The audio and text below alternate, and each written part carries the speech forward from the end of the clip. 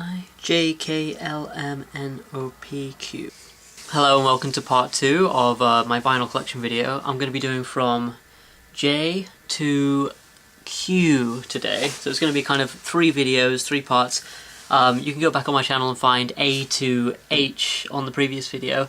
And we left off with Lauryn Hill, and as promised, the next vinyl is J Dilla's Donuts, which is one of the most recent purchases I made when I went to London recently. I was hoping this would be a gatefold, but it isn't. It's just these sleeves on the inside, but it's nice, like 180 gram vinyl. It's like this nice thick vinyl, brand new, no scratches obviously. And I've wanted this on vinyl for a long time. I mean, it's just one of those great instrumental hip hop albums. If you haven't listened to J Dilla, his drums sound fantastic. The samples he uses are amazing, and it's like such a long track list because all of the songs on here are basically really short. So it's just these little tiny vignettes, these little tasters of J Dilla's work. And correct me if I'm wrong in the comments or whatever, but I believe this was an album that he made while he was approaching death, which kind of adds to some of the poignancy of it. But regardless of that, it's just a really fantastic instrumental hip-hop album. J Dilla, Donuts. Okay, JJ Doom, Key to the Cuffs. This is an unusual one in the MF Doom catalogue. I think this is when he took the MF off the name and he just became Doom. This was post Born Like This. I always want to say Born This Way, like the Lady Gaga album, but it's Born Like This. So there's post Born Like This. This is a collaboration with, I always get this guy's name wrong, so I've got to double check. Janiero Jarrell, I think that's how you pronounce it, but I could be wrong. This is a really nice little package. It's not a gatefold, but it's got this great artwork on the front, this sort of like minimalist, strange stuff. It's like nice and embossed, and like some of it's shiny and some of it's matte. On the back, sides A, B, C, and D. Let's see. It's a pretty good record. It's very strange production-wise. So you got like each side has a certain colour scheme to it, and I think that goes for the, let me see, yeah, the actual record labels themselves. So you got red and yellow, blue and red, and then like there's these little like cartoons on it to depict like songs or like lyrics from certain songs. Like, did anybody notice time speeding up? It's a good record. It's a cool one to have on vinyl. It's, like I say, it's a weird one in the Doom discography, but it's nice to have on vinyl. Okay, here we got some coloured vinyl. This is JJ Doom again. This is a 12-inch coloured vinyl single for Rhyming Slang, which was one of the singles released from Key to the Cuffs. Let me see. So you got Rhyming Slang, just the regular single cut on one side, and then on the other side you got Rhyming Slang, the JJ Tron remix, which is a little bit more like digital and sort of more clinical. But I can't remember where I got this, but I just thought, I think it was online actually. No, I tell you what, I think when you ordered a Doom t-shirt or something like that, I got the Danger Doom t-shirt, or I ordered something else Doom related from his website, and this kind of came free with it, I think, or it came for like a really discounted price if you bought something else. I can't remember, but if you know, comment. Okay, next up, Joey Badass, Badass, or Before the Money, which is B4DA $. And pretty good album. Not my favourite Joey Badass. I really want to get what do you call it? Not Summer Nights, but 1999. I want to get that on vinyl. That's the album I discovered. Joey Badass through 1999. Came out, must have been like 7 or 8 years ago now, as of the time of this video, 2017.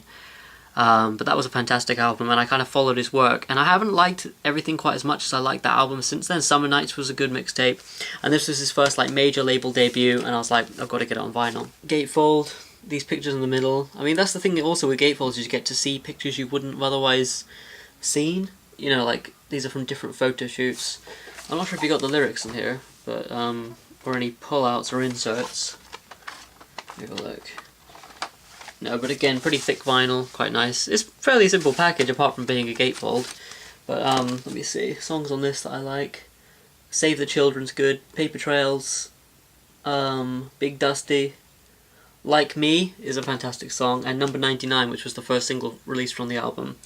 Yeah, if you haven't checked out Joey Badass before. Actually, this is pretty good. I want to give this another listen at some point. Christ Conscious. Like, there are some really good songs on here. Yeah, give number 99 a listen if you want to listen to Joey Badass and check some of his stuff out.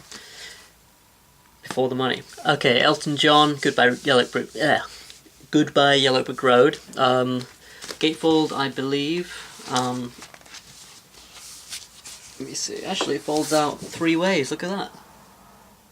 And kind of like with the JJ Doom album, actually, there's like illustrations for each song. And yeah, just some really good songs on this. I mean, it's like one of those classic albums. And apparently, I got, don't know if this sticker applies to the time I bought it, but apparently 2 LPs for $2.99. Look at that. Pretty good. I mean, this has got loads of good stuff on it. Aside from Goodbye Yellow Brick Road, there's also Candle in the Wind, Benny and the Jets. Full album, I believe. I'll have to give that another listen at some point. It's been a while. Quincy Jones, Sounds. Tell Me a Bedtime Story. I sampled that on an album I made called Moxie. You can check out my music, by the way, rogerheathers.com if you really want to. Love You by Name, I sampled on the same album. I've sampled this album, like, to death. I probably scratched it too. I mean, £6, I think it was a charity shop find. Lyrics on the inside, picture of Quincy there. And Quincy Jones is fantastic because he's had, like, such a long and expansive career. You know, from, like, making sort of, like, big band brass music in the mid to late 60s, and then stuff like Sounds and other like solo projects in the 70s, to working with Michael Jackson in the 80s, and he's still doing stuff today and working with like young jazz musicians and things like that. So he's got this really long expansive career, and everything he puts his name to and his time to is just a really good record. So yeah, Quincy Jones, Sounds, check it out. Some more hip hop. John Wayne, cassette on vinyl. It's a pretty simple package. You got like a tiny little stone's throw emblem there. Let's see if the camera focuses. Let's see. Thick vinyl, 2 sides. Gross, Raw Shit. These are good songs. Bukowski. This samples Bukowski at one point. Just like Doom's Born Like This. I was going to say Born This Way again, like the Lady Gaga one. An absolutely fantastic song on here is Passing Fancies. That's the first song that I found John Wayne through, released on Stone's Throw at the time. And the reason it's called cassette on vinyl is because before John Wayne did like a major label debut with Rap Album 1, he had all these other projects, these like mixtapes that were released online, all of which you can find, or like most of which you can find. And he released these 3 cassettes. One looked like a Coke can, one looked like an iPod, and one looked like a pack of Marlboro cigarettes. And I think you can still get the Coke can one, or is it the iPod one? You can still get like one of them, but the other 2 had copyright claims against them because of the artwork. And if you have the cassettes, you can still hear them, but I haven't been able to find the other full cassettes anywhere, and they were really good stuff. And I'm gonna get my hands on them someday. Like, I've got a cassette player in my car, and I've got one over there by my desk. But, yeah, I don't know. If I can ever pick them up on eBay or anything like that, or if I see them secondhand, I'm going to get them. But anyway, so just various selections from that cassette run were just put onto vinyl, I think, to just, you know, put that work out in some kind of way that people can actually get without the copyright infringement art. So yeah, John Wayne, just a really good LA rapper, produces his own beats. It's just very well produced hip-hop. Which doesn't suffer from weak mixing in any way, and really, really clever rhymes. Kind of like he's influenced by Doom, and there's sort of like a Jay Dilla influence to the beat making as well. Yeah, check him out, John Wayne. Funnily enough, as well, I was going to see John Wayne in London, in Camden, last year. I got to the hotel, and I realised I'd lost the ticket, so I couldn't go. It was crushing. Right, what we got next? Okay, we're on to the K's.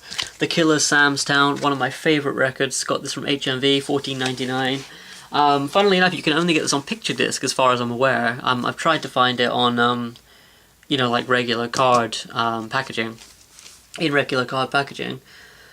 But I've only been able to find the picture disc, which I'm not complaining about. This is such a strong album. This is my favourite example of Brandon Flowers' songwriting. There's elements of like inspiration from Bruce Springsteen, I think Elton John, The Beatles. It's just such a huge album. I wonder who produced it. Flood and Alan Moulder with The Killers, and I think Flood did some stuff with Peter Gabriel, so there's some sort of like crossover sound-wise there as well. But oh man, yeah. I mean, I think a lot of people heard this like When You Were Young as the huge single. Like when I was a little bit younger, that was played on the radio all the time, and it was like it's such a great sophomore album after the first album, Hot Fuss, which is good, but it's just very much indie rock. And this is just a step up, like the songwriting improves, the production improves, it just sounds great. So Killers Sam's Town. The Killers Sawdust, this is another one that I bought in London about 3 years back, in the same time I bought Die Antwoord's Donker Mag, and I was taking it back home, and like walking through the streets of London with my like pull-along luggage, and I had these cassettes, stupidly, and I haven't done this since, at the bottom of my bag, and it was raining and there were puddles and it just got damaged here. You can just see like there's water damage, which kind of sucks. But this one was one of the ones that actually survived the most. The Killers Sawdust. Strange cover. It's like a hand that's a log with the sawdust writing, but this is just a continuation from Sam's Town. I mean, there's some things that are like reworkings of old songs from Hot Fuss and Sam's Town. There's a great acoustic version of the song Sam's Town, which was recorded at Abbey Road. I think the Romeo and Juliet Dire Straits cover was recorded at Abbey Road as well. But yeah, there's a few on here that are really good. Tranquilize, featuring Lou Reed, rest in peace, is a fantastic song as well. So, Killers Sawdust. I mean, after that, like, my love of the Killers kind of waned a little bit with the newer albums. I feel like they were kind of at a peak around here, and still good, still putting out good albums and good singles, but these are the only ones that I really want to get on vinyl and keep. Carole King, Tapestry. My friend Declan introduced me to this album, and it's it falls into the category of music which I really like. 70s singer-songwriters.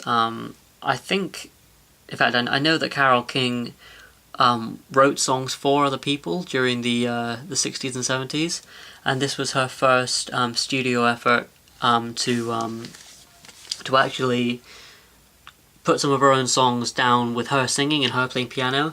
And I believe James Taylor is on this as well, who I'm a fan of. Let me see.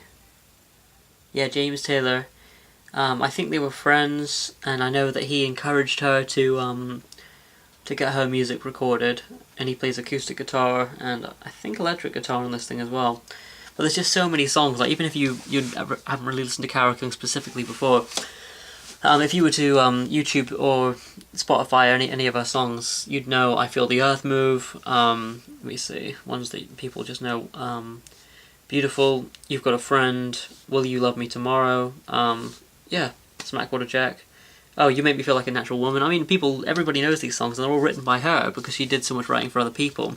So these songs have been sort of like popularized by other artists, but this is so well produced. I always think of this as like a good example of how an album should be produced.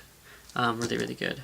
And there's a little cat on the front. Okay, Lagwagon Blaze, we're on to the L's, and this is my favourite Lagwagon album. I found out about Lagwagon, like a lot of people who are fans of Lagwagon, through the PS2 game, Tony Hawk's Pro Skater 2. The song May 16th from Let's Talk About Feelings was featured on that, and like the whole soundtrack to Tony Hawk's Pro Skater 2 is just really, really good.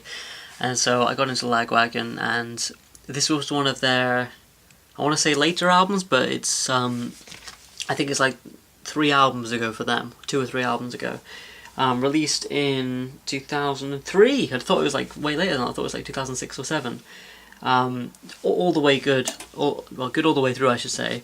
Some great songs on here like E-Dagger, I Must Be Hateful, which has an acoustic version that Joey Cape did on one of his split albums. He did a split album with somebody else. I forgot the other guy's name, but they each did like a side of acoustic songs each, and he did an acoustic version of I Must Be Hateful. Luggage, I mean, like every song on here is good. Max Says, Billy Club, Tomorrow's Heartbreak, really great. Like, I'm not really like a big punk fan, but with Lagwagon, what they do so well is they're just these melodic songs with great harmonies and chord progressions, and like I say with the way Joey Cape did I Must Be Hateful. Like, every song could be taken to piano and made acoustic and still sound good, and I think that's the mark of any good band and any good record. But the thing is with this, it's like these super fast, like double time, quadruple time drum beats, and yeah, just fast melodic punk. Really, really good. Great album for that. Okay, and a completely different change of pace. This is Lady Gaga's The Fame, Lady Gaga's debut album. Singles that people recognise for sure: Just Dance, Paparazzi, Poker Face, were on the radio all the time when I was a teenager.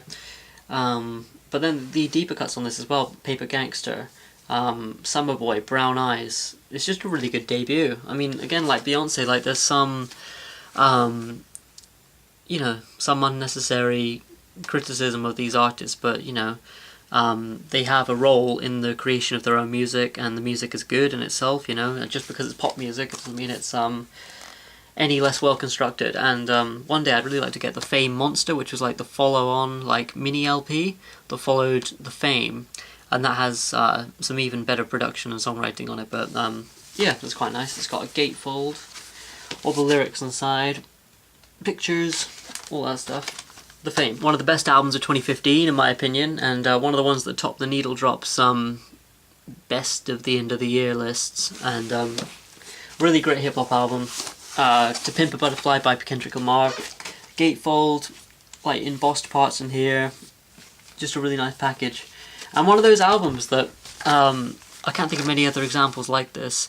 I know that Dark Side of the Moon is cited as one of these, but basically an album where the songs are good, but really the experience that you get from the album, which is the best, is just listening to it from start to finish. It's just so cohesive. Everything works together. Everything sits better in context with the things around it than it does just as individual singles. I mean, a lot of the singles on this thing before the album was released were kind of strange out of context, and then you hear them in the context of the album and it just works so well. So, To Pimp a Butterfly. Got some John Lennon. I've only got one John Lennon album on vinyl, but I'm a big fan of his post-Beatles work as well as his Beatles work, and this is the only one I've got on vinyl. Let's see. Obviously I know it's got Imagine, Crippled Inside, Oh Yoko, How. It's just a really good album through and through. A really good mixture of like of ballads, which I don't think he did enough of when he was in the Beatles. I mean, like, that's some of my favourite John Lennon stuff, is just these piano ballads. And I think he kind of started to really embrace this around the time of this album. But also some kind of like rock and roll type of stuff, and you know, Crippled Inside, you kind of got this like almost like bluegrassy country sort of vibe to it. So it's a really good mix of stuff. Mad Villain, Mad Villainy. There's a collaboration between MF Doom, who's on the wall over there, and Madlib as well on production. This is one of those albums that's just so seminal and so loved by hip hop listeners, and there's nothing I can really say about this album that hasn't been said before. It's really strong. I mean, and like with Kendrick Lamar's To Pimp a Butterfly, it's best listened to all the way through. I know that when it got to like the anniversary of it being out for a certain number of years, I would go back and listen to it all the way through, and I kind of tend to do that fairly often. But I mean, if you haven't heard this, you probably recognise the cover. If not, just go and listen to it. Mad Villain, Mad Villainy. Got this as a sort of like added extra because there's only one Mad Villainy album, but you know, just to kind of add to the collection. The Curls and All Caps single. I think it's regular vinyl played on 45. Let me see. Let's see what's on this. Illest Villains remix, Curls vocal instrumental, Scene 3 and All Caps vocal instrumental. I don't think Scene 3 is actually on Mad Villainy. Like, there are quite a few like leftovers and things that actually weren't used on Mad Villainy that you can collect elsewhere. But it's just a nice one to have, you know. Okay, Brian May and Friends, Starfleet Project. Got this one for £3 at a charity shop about, must have been a while ago, like 5 years ago. And one of the first additions to my record collection when I started collecting records. Features Van Halen, which is the only Eddie Van Halen, the only person I actually know from other projects. Let's see, Alan Gratzer, Phil Chen, and Fred Mandel. and yeah, just kind of like Brian May. It sounds like quite a passion project. Like he's just kind of with his mates recording, putting stuff down on record and just having fun, and it definitely sounds like that. Yeah, a good one to have. Got this one about 5 or 6 months ago from Steckfensters in Penzance, near where I live, and I used to work there as well. Let's see. Yeah, this is suffering from the same thing where I got the scratch on where the screw was on the side. This must have been like at the side of the shelf at some point. But I got this based on... I actually don't know the story of this too much. I think it's a film that he made, or a film that he was in at some point, which he lent his music to. So there's like newer versions, I think 80s? Yeah, 1984, so like 80s versions of Good Day Sunshine, Yesterday, Hither and Everywhere. Let's see. Eleanor Rigby and Eleanor's Dream, which is kind of a strange addition. If you kind of know the Beatles backlog, to have like another Eleanor song is interesting. Long and Winding Road. So like, you know, just new versions of these done by Peter Gabriel, I was going to say, Paul McCartney, are interesting in themselves. And of course, No More Lonely Nights, which is a fantastic newer single by Paul. When I say newer, I just mean newer than the Beatles. There's an acoustic ballad version of that, and of course the regular version as well. Yeah, really good listen actually, that one. Meatloaf, Bad Out of Hell, not an album I'm in love with, but the song Bad Out of Hell is brilliant. I like this kind of just because of the singles. Bad Out of Hell, You Took the Words Right Out of My Mouth, 2 out of 3 Ain't Bad. I thought the other single was on this one, but I think it's on the following album. What the hell is that one called? I Would Do Anything for Love, but I Won't Do That. I thought that was on this, but I guess not. But yeah, I don't know. It's one of the ones that I was going to put in my secondary collection of things I don't listen to that often. But you know, I like the song enough that every now and then I can go through, pick it out, and put it on. So yeah, Bad Out of Hell. Okay, MF Doom, Food. I got this one for my birthday. This is a fantastic album with some amazing art on there. Yeah, MF Doom. He is, for anyone who doesn't know, he's a rapper who used to be in the group KMD, and basically came back after a few years when the KMD records got shelved, wearing a metal mask, hiding his identity, because he used to be known as Zev Luff X, and he came back with this new moniker, which kind of developed, like his first album, Operation Doomsday. He started to explore these ideas of using this moniker and talking about himself in the third person quite a lot, and kind of conducting these villainous deeds, and all the raps are to do with this villainy, which is obviously what happens on the Mad Villainy record. That's explored much further there. I think this came out the same year or the year after Mad Villainy, but he went through this phase of releasing like so much good music, and it was just, it all had this hint of genius to it. And this is a great example of that. Also some Victor Vaughn albums that he put out at that time, Venomous Villain and Vaudeville Villain, were really good, but this is just such a great album. All of the songs and the whole concept of the album is all based around food, and food obviously. So there's like beef wrap, hoe cakes, one beer, deep friends, fillet of wrapper, gumbo, like they're all sort of like food and drink references. And the only criticism I have with this album is that I think the skits go on a little bit long, but like it's one of those albums where it always makes you laugh. There's always like certain skits and certain lyrics to make you laugh.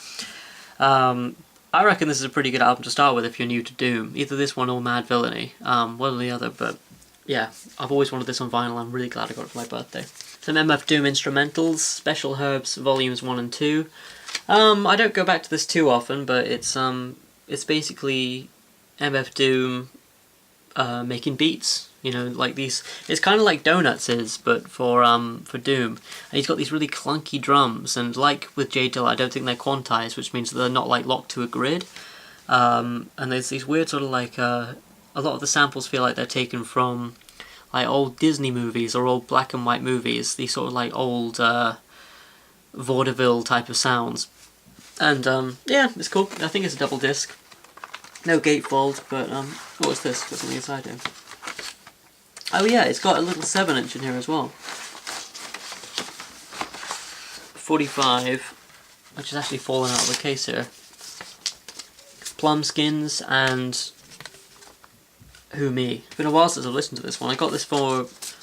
somebody gave it to me as a gift for my birthday about 2 years ago or so. And I was thrilled when I opened it up. I saw what it was. But yeah, I mean, I really listened to Doom for the raps more than the beats. So yeah, like I say, Food is like preferable to me over this one. I also have this other one here. A really recent purchase bought alongside, what was it bought alongside? Like, in the same shop as Fear Fun and Donuts. I also bought this one from HMV in Oxford Street. Doom's Born Like This, which is based on a Bukowski poem, I believe. Let me see here. You see great like inserts here. As you can see, they're kind of like textured and embossed. Yeah, some really great songs on here. Gazillionaire. What else is on here? Yeah, Gazillionaire. Absolutely is good. Rap Ambush. Lightworks. Two of these, it could be more, but two of these I know for sure are produced by Dilla. They're Dilla beats.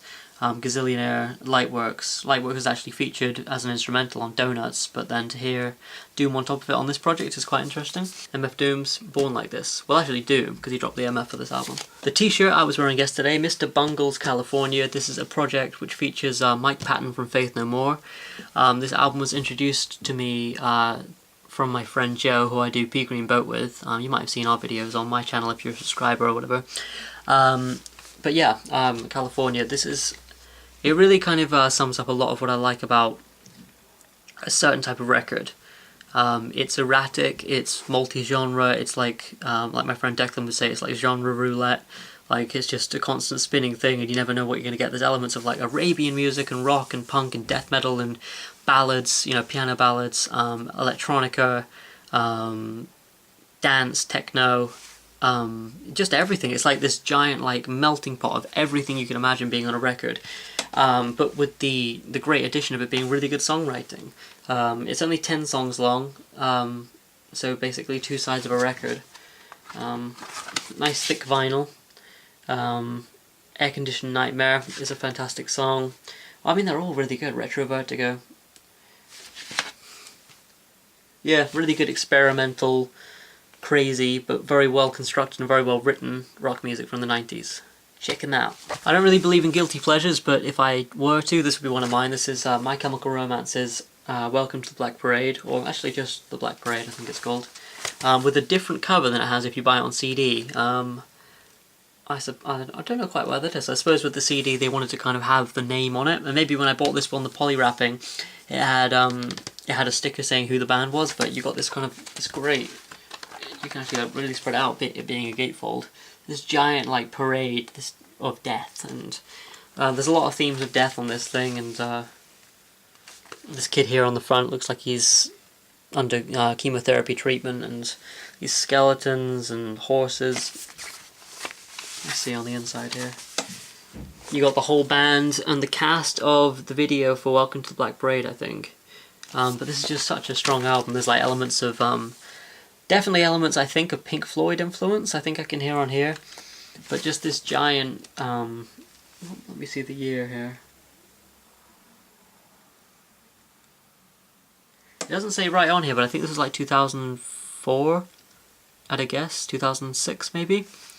But this is just a really hard-hitting rock album. I mean, if you don't really like emo rock, then it's not really the thing to go for, but I think this is a fantastic album. And also, the only one I really like from My Chemical Romance's discography, Three Cheers for Sweet Revenge, didn't really get me that much, but that was the album that actually introduced me to them. Because it had that song, I'm Not Okay, I Promise, which was a big single at the time, and played on Kerrang quite a lot. But then this album came along, and I liked the singles from it, and then I bought the album. And one of those lovely rare occurrences where you buy the album based on the singles, and the album exceeds your expectations. Really, really good. Nas, Hip Hop Is Dead, featuring will.i.am. This is a 12-inch picture disc. I actually found this... I knew about Nas before because I'd listened to Illmatic and stuff, and which is an album I wish I had on vinyl, but I haven't found it yet. Yeah, Hip Hop Is Dead. I found this when AOL was still around. And AOL used to do like these live music sessions, and they had Nas on one of them, and he did this full band version of Hip Hop Is Dead, and this is the time he was brewing this, so this must have been like 2000 and something. Good. I can't really remember. I actually haven't heard the full album, but what really sold me on this is it samples I Am Butterfly's In-A-Gadda-Da-Vida. But what really sold me is the fact that this whole band was playing it. There's this band with Nas rapping and a turntablist, but also had like a bassist, a drummer, a guitarist. Whenever hip-hop uses live instrumentation, I'm pretty much always sold.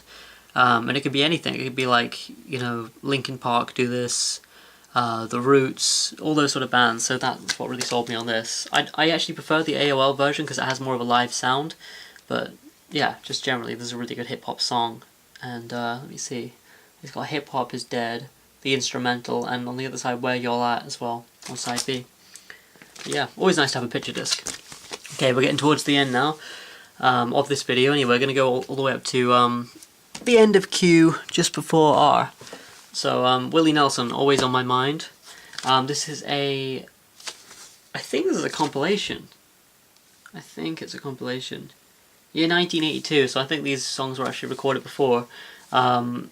Just one of those ones where I was flicking through, and I know I'm a Willie Nelson fan. I like the album Stardust, but I don't have it on vinyl, and I've just basically like everything I've heard of his. I know that he did a VH1 Storytellers album with Johnny Cash, where they kind of like played each other's songs with each other, and from that moment on I really liked Willie Nelson's music. Really good guitarist, and just some of the songs on here. Whiter Shade of Pale sold me, as did Always on My Mind, Bridge Over Troubled Water, Simon & Garfunkel cover. Yeah, it's good. I've given this a few plays since I got it. I kind of like the way Willie Nelson's wearing this sort of like silver jacket on the front. Harry Nilsson Schmilsson. I was looking for this on vinyl for ages, and I checked my local record shop, and I found it expensive online, but I wanted to hold out for when I could find it a bit cheaper. And I discovered this album through the Great Albums podcast, which if you like album collecting and knowing about like good albums that you might not have heard about before, Harry Nilsson's Nilsson Schmilsson was featured on Great Albums podcast, so do check them out, they're really good. Anyway, so Gotta Get Up. I mean, there's just so many good songs in this. His version of Without You, Ken Lee, and you know, Lime and the Coconut. It's just great. It's a good place to start with Harry Nilsson too, because it's not too 60s poppy, and it's not too what do I want to say, too progressive. It's kind of like a good mixture of both. Nilsson Schmilsson. Before I got Nilsson Schmilsson, I just got Harry Nilsson's Greatest Music compilation, Greatest Hits sort of thing, which is nice because it has 1941, Everybody's Talking, Coconut again, Without You. I mean, I said Nilsson Schmilsson's a good place to start album-wise, but if you want to get a compilation, this is a pretty good one to get. If you find anything that's a Harry Nilsson compilation, it usually features, you know, the classic ones that everybody knows, Without Her, Without You. Remember Christmas, that's a great one from Son of Schmilsson. But yeah, that's the one I got before Nilsson Schmilsson. Tom Petty, Full Moon Fever, and this is one that a friend of mine who runs a pub that I gig at sometimes called Lee. Lee gave me and my friend Declan a big pile of vinyl because he wanted to get rid of it, and we said, you know, we will take it off your hands for you. And we kind of divided it, basically who wanted each thing most. This is one of the ones that Declan and I argued over. And yeah, so I took this one home, which I'm grateful for. And yeah, Full Moon Fever. I think it's Tom Petty's first solo album without the Heartbreakers. Singles in here, I Went Back Down, Free Fallin', Running Down a Dream, You're So Bad. It's just a really good album. And features guitars from George Harrison, and Mike Campbell is featured on this as well. Production, Jeff Lynne from ELO. It's just a really good, like, it's a solo album, but it features loads of different people. Really good album, Full Moon Fever. My friend Lizzie got this for me for my birthday a couple of years ago. She and I went to go and see him in London, Ariel Pink, by the way. And I found out about him through the Needle Drop, which is where I tend to find a lot of the new music that I listen to. Check out the Needle Drop if you haven't already, but you probably have, haven't you? You've probably seen him around on YouTube's. Yeah, Pom Pom.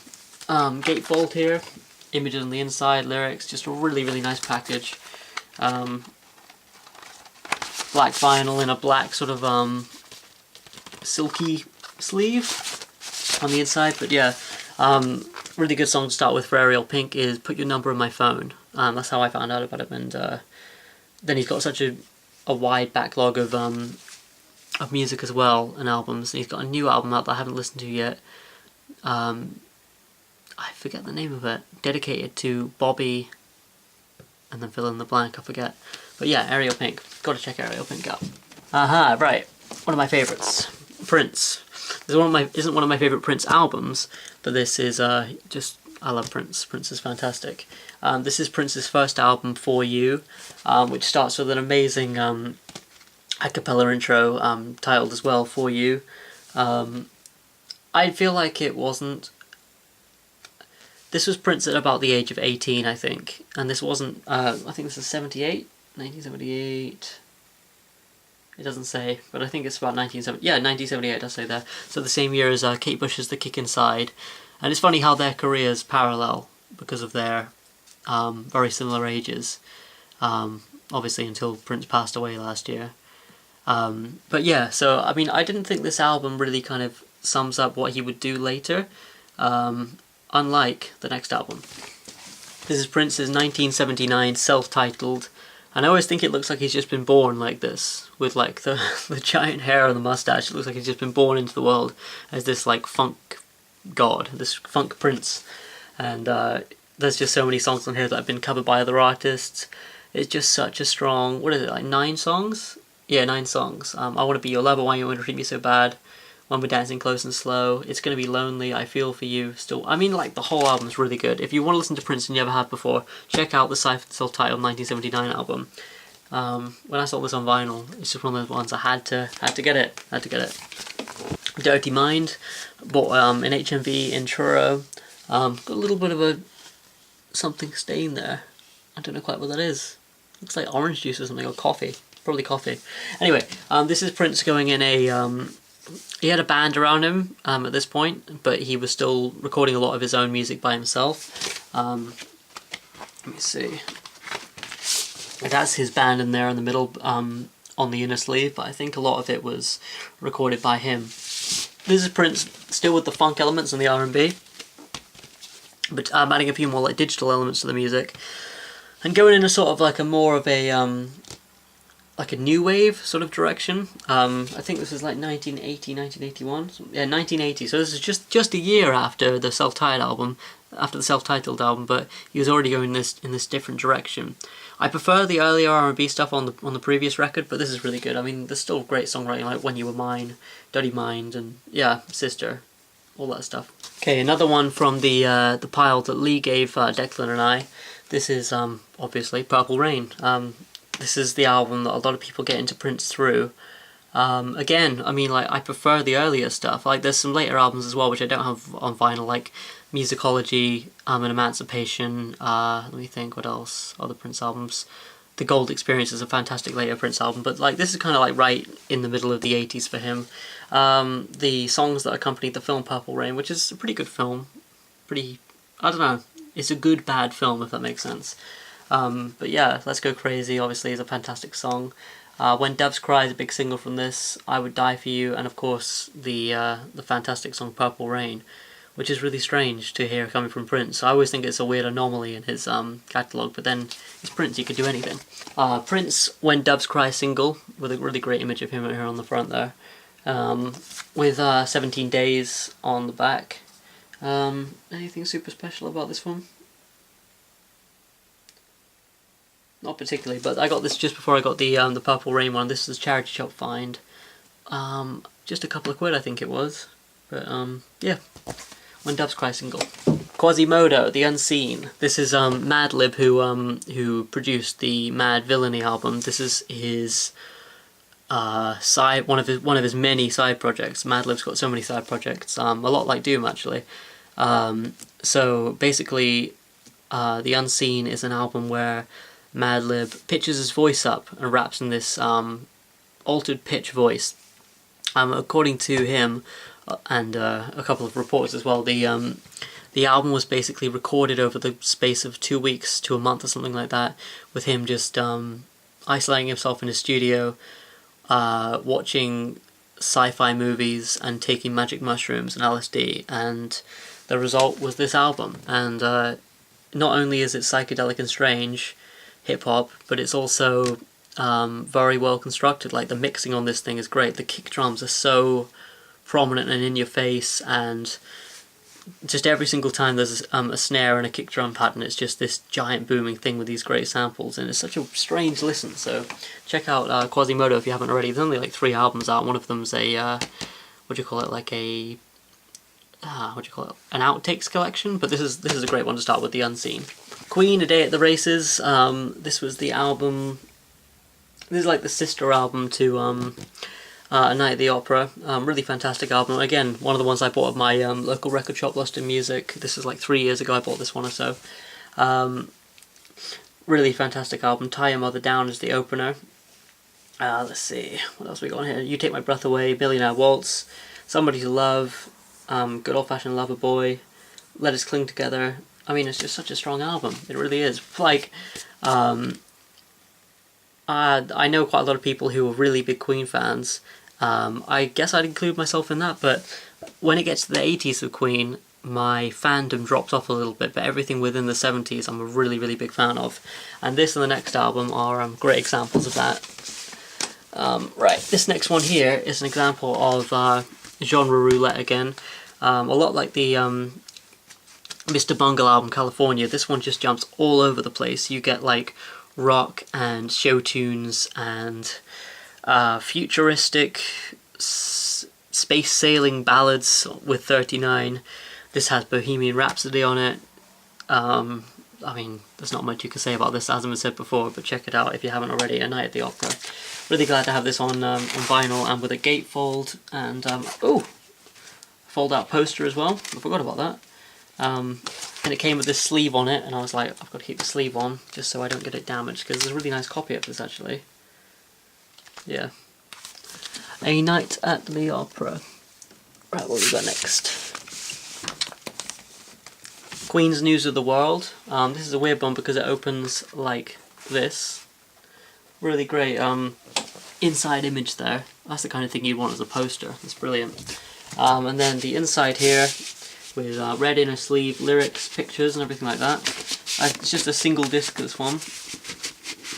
There's some really good in-studio footage on this new BBC documentary called Queen Rock the World that just came out like a couple of weeks ago, maybe a week ago or so.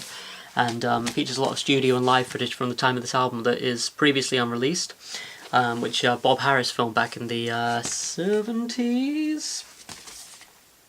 Yeah, 77. Yeah, I thought it was the 70s one. Yeah, just really good songs on this. I mean, the whole thing's pretty good all the way through. But Get Down, Make Love, We Will Rock You, We're the Champions, you know, songs that a lot of people know. Spread Your Wings is a personal favourite of mine. News of the World. Okay, the last one for this video, Queens of the Stone Age Like Clockwork. This is my favourite Queens of the Stone Age album. I'd heard Songs for the Deaf before I heard this one, but I found about this one at the time it came out on the Needle Drops channel on the review for this album, and I gave it a listen, and I kind of expected something different. I expected these giant rock songs, which do appear on this thing, but when I got to songs like The Vampire of Time and Memory, it just struck a chord with me with those sort of like piano ballads, those sad piano ballads that I really like on records. Elton John's featured on this record. It's just a great example of really good songwriting and production from Queens of the Stone Age, and it shows them kind of like turning a corner as well and doing some different stuff. Great artwork on the inside. Yeah, double album, or double disc anyway. Let me see.